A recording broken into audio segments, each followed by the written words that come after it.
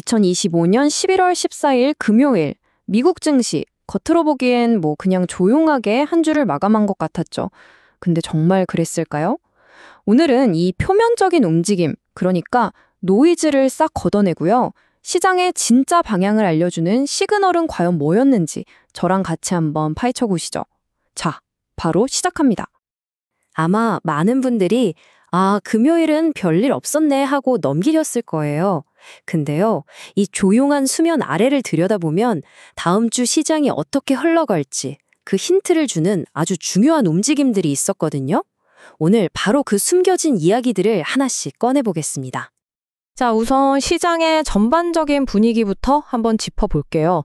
금요일, 진짜 많은 유명 기업들한테 별다른 소식이 없었어요.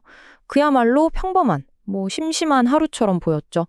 이게 바로 우리가 오늘 계속 얘기할 노이즈입니다. 특별한 의미 없는 시장의 소음 같은 거죠.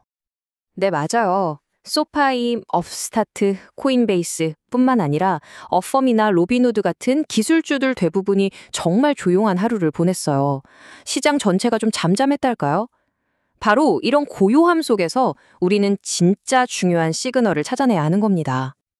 자, 그럼 이제부터 본격적으로 시그널을 찾아 떠나볼까요? 의미 있는 움직임을 보인 기업들 이야기 하나씩 살펴보겠습니다. 첫 번째는 헬스케어 분야인데요. 여기서 아주 흥미로운 확장 소식이 하나 있었어요. 바로 힘스앤허스 헬스 이야기입니다. 이 회사가요, 그냥 제품만 파는 데서 그치는 게 아니에요. 이제는 고객의 건강을 아예 직접 관리해주는 서비스로 사업 영역을 확 넓히는 아주 똑똑한 전략적인 움직임을 보여줬습니다. 진짜 재밌는 게 바로 이 랩스라는 서비스의 내용이에요. 이게 뭐냐면 고객들이 이제 퀘스트 다이아그노스틱스랑 손잡고 아주 쉽게 혈액 검사를 받을 수 있게 됐어요. 그리고 그 결과를 가지고 플랫폼에서 바로 전문가랑 상담하고 나한테 딱 맞는 건강 계획까지 짜주는 거죠. 와, 이건 그냥 신제품 하나 냈다는 수준이 아니에요. 사업 모델 자체가 한 단계 진화했다는 걸 보여주는 아주 명확한 시그널이라고 할 수 있습니다. 자, 이번엔 분위기를 확 바꿔서요. 완전히 반대되는 이야기로 가보겠습니다. 시장의 기대를 한몸에 받았던 디즈니? 근데 실적 발표 이후에 투자자들한테 큰 실망감을 안겨줬습니다. 아니, 스트리밍 구독자 수는 예상보다 잘 나왔거든요. 근데 주가는 무려 7, 8%나 폭락했어요. 도대체 왜 그랬을까요? 핵심은 이거였습니다.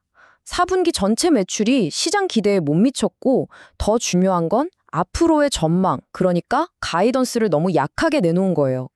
결국 시장은 지금 당장 잘하는 것보다 앞으로 얼마나 잘할지에 훨씬 더 민감하게 반응했다는 거죠. 그리고 이날 또 하나 진로우 그룹이 3분기 실적에 대한 아주 상세한 공식 보고서, 바로 폼 10Q를 냈습니다. 이건 뭐냐면요, 기업이 자기 재무 상황을 속속들이 공개하는 공식 성적표 같은 거예요. 그래서 투자자들은 실적 발표 때 잠깐 스쳐 지나봤던 숫자들의 진짜 의미를 여기서 다 파악할 수 있는 거죠.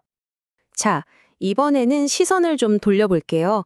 기업 내부에서 나온 소식이 아니라 시장의 전문가들, 그러니까 애널리스트나 언론의 분석이 만들어낸 움직임은 뭐가 있었을까요? 아시겠지만 때로는 이런 외부의 목소리가 주가에 더 큰 영향을 주기도 하잖아요. 여기서 가장 눈에 띄었던 건 바로 블록에 대한 TD 코엔의 평가였어요. 이쪽 애널리스트가 뭐라고 했냐면 3분기 실적 발표 후에 주가가 너무 많이 빠졌다, 이건 과하다, 이렇게 본 거예요. 그러면서 곧 있을 투자자의 날 행사가 아주 중요한 반등의 계기가 될 거라고 콕 집어서 분석했죠. 이건 정말 강력한 긍정 시그널이라고 봐야 합니다. 블록만 그런 게 아니었어요. 데커스에 대한 긍정적인 평가도 나왔습니다. 텔스 어드바이저리 그룹이 호카랑 어그 브랜드가 엄청나게 잘 나가고 있다면서 목표 주가를 무려 $1,100로 확 올려 잡았습니다. 이런 긍정적인 모멘텀이 얼마나 중요한지를 딱 보여주는 사례가 바로 온홀딩이었어요. 며칠 전에 발표했던 3분기 실적이 워낙 좋았잖아요. 그 힘이 금요일까지 쭉 이어지면서 결국 주가가 52주 신고가를 찍어버렸습니다. 좋은 실적이라는 시그널이 시장에서 어떻게 퍼져나가는지 아주 명확하게 보여주는 거죠. 근데 이날 시장의 스포트라이트를 가장 많이 받은 기업은 단연 넷플릭스였습니다. 정말 뉴스가 쏟아졌어요. 워너 브라더스 디스커버리라는 이 거대 기업을 인수할 수도 있다는 루머가 돌았고요. 또 게임 전략을 확 바꾼다는 소식까지 나왔죠.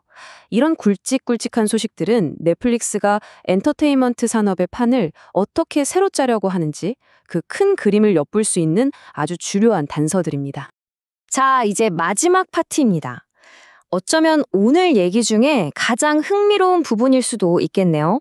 바로 공시 서류를 통해서 기업 내부자들이 어떻게 움직이는지 그 속을 들여다보는 겁니다. 사실 누가 주식을 사고 파는지를 보면 우리가 겉으로 알 수 없는 무언가를 엿볼 수가 있거든요. 그 단서 중 하나가 바로 스케줄 13G라는 공시인데요. 이게 뭐냐면 쉽게 말해서 큰 손이 등장했다는 신호예요. 거대한 투자 펀드 같은 기관이 어떤 회사 주식을 대량으로 샀을 때 나 이 회사 주식 이만큼 샀어요 하고 시장에 알리는 서류인 거죠. 바로 이 공시가 레모네이드에서 나왔습니다. 내용을 보니까 소프트뱅크가 레모네이드 지분을 4.8% 가지고 있다고 보고를 했어요. 이게 재밌는 게 공시의 의무 기준이 5%거든요. 거기 아주 살짝 못 미치는 수준이죠. 하지만 어쨌든 소프트뱅크라는 거대 투자자가 이 회사에 아주 큰 관심을 갖고 있다는 걸 보여주는 중요한 정보입니다. 내부자 매도와 관련해서는 꼭 알아두어야 할 공시가 두 가지가 있어요. 폼 4랑 폼 144인데요. 아주 간단해요. 폼 4는 나 주식 팔았어요 하고 사후에 보고하는 거고요. 폼 144는 나 앞으로 주식 팔 거예요 하고 미리 예고하는 겁니다. 마침 금요일에 로빈후드 CFO는 폼 4를 냈고 진로 내부자는 폼 144를 냈어요. 이 둘의 차이만 알아도 정보를 훨씬 더 깊이 있게 볼 수 있게 되는 거죠.